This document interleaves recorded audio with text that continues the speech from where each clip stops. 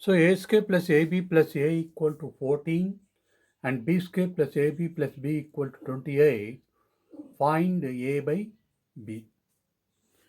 So here first step you do a square plus ab plus a by b square plus ab plus b equal to 14 by 28.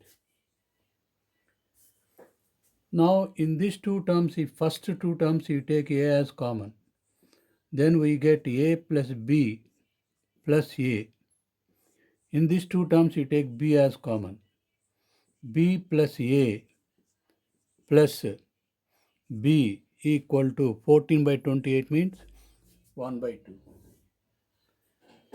Next you can write, if you take from these two terms, if you take a as common, then we get a plus b plus 1. Down you take common b as common. B plus a plus 1 we get equal to 1 by 2. Now here you can cancel these two now.